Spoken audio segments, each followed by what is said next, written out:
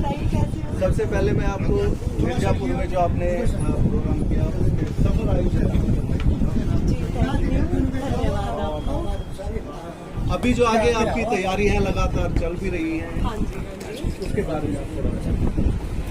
देखिए तैयारियां लोगों से मिलने की, और जो मेरा परिवार ही है, क्योंकि बरवाला विधानसभा मेरा परिवार ही है, परिवार के जो भी लोग मुझे बुलाते हैं मैं वहाँ जाती हूँ, सबसे मिलती हूँ, और अभी मैं यहाँ आई हूँ सबसे मिलने के लिए। आपने जो मिर्जापुर में जो कार्यक्रम किया था उसमें बार बार ये देखने को मिला था कि भारतीय जनता पार्टी का आप बहुत अच्छे से प्रचार भी कर रहे हैं, और उसमें ऐसा लग रहा था कि आपको टिकट के आसार नजर आ रहे हैं, तो आपको क्या लगता है पार्टी आपका सहयोग करेगी?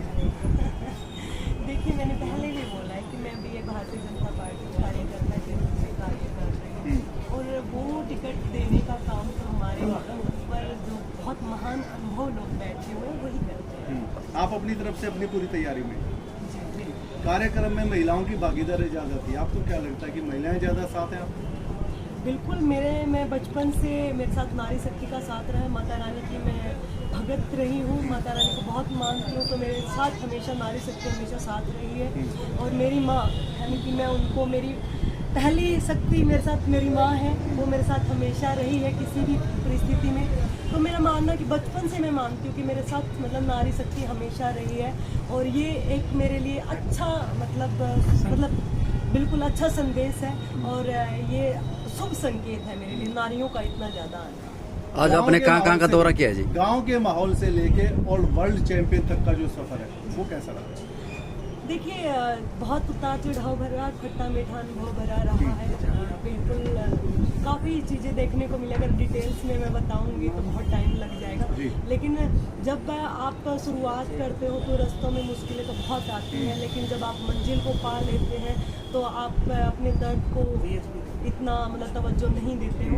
तो मेरे साथ भी वही हुआ, मैं अपने दर्द से सीख लेके इसीलिए मैं अपने राजनीति के फील्ड में भी आई हूँ, ताकि जो चीज़ें मैंने देखी वो कोई और ना देख पाए, इसी वजह से मैं राजनीति के फील्ड में। कई बार क्या होता है कि जैसे आप खेलने लगे, बॉक्सिंग भी खेलने लगे, तो आसपास के जो लोग होते हैं वो मोरल डाउन करने के लिए कहेंगे ये लड़की है, ये क्या करेगी, और बाद में जब आप जीत जाते हो तो वही कहेंगे हमें पता था ये तो बहुत ऊंचा जाएगा। क्या कभी ऐसा भी सामने हुआ? बिल्कुल ये हुआ है, और जब मैंने स्टार्ट किया था तो बॉक्सिंग गेम मतलब लड़कियां थोड़ा सा, और गाँवों से जब मैं खेला था मैंने, तो बहुत लोगों ने बोला भी था मेरे को ये चीज़ें। और इवन जैसे गांव में हम जाते हैं उस टाइम, जैसे अभी 2013 के बाद तो एंड्रॉयड फ़ोन्स आ गए, उसके बाद तो थोड़ा सा कम हो गया ये चीज़ें, लेकिन कुछ गाँव अब भी ऐसे हैं कि जहाँ ऐसा माहौल है कि लड़का लड़के में बहुत ज़्यादा भेदभाव किया जाता है।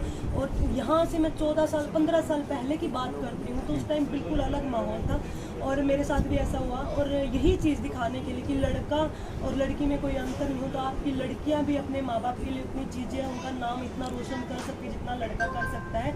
यही चीज़ दिखाने के लिए मैं आई थी। और जो लोगों ने मेरे को ऐसे बोला था कि बॉक्सिंग जैसे खेल में, और खासकर कि लड़की की नाक टूट जाएगी, शक्ल बिगड़ जाएगी, और इससे शादी कौन करेगा वगैरह वगैरह, बहुत सारी चीज़ें, तो वो सब जब मैंने पहला मेडल जीता, और मम्मी पापा को भी जैसे उन्होंने बोला था कि लड़कियां, अच्छे घरों की लड़कियां बाहर नहीं जाती हैं, आप मतलब कहीं भाग जाएगी वगैरह वगैरह, बहुत ताने सुनने को मिले थे।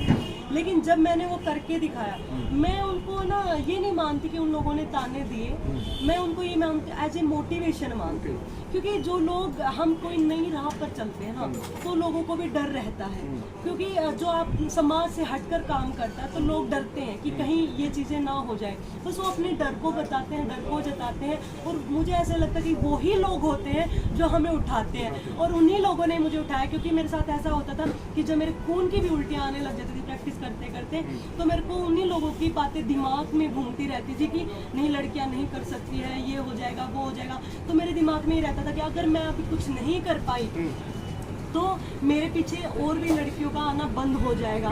मेरे पीछे मतलब पूरे गांव की लड़कियों की भी जिम्मेदारी है। अगर मैं कुछ अच्छा करती हूँ तो सब लड़कियों को आगे बढ़ाएंगे, लड़कियों के लिए इतने काम कर पाएंगे, लड़कियाँ भी खुलकर जी पाएगी। उसी वजह से उन लोगों ने मुझे, मैं मानती हूँ कि मोटिवेशन दिया, और उस मोटिवेशन की वजह से जब मुझे खून की उल्टियाँ होती और मेरी बॉडी भी काम नहीं कर रही होती, तो उस टाइम भी मैंने उठ के काम किया।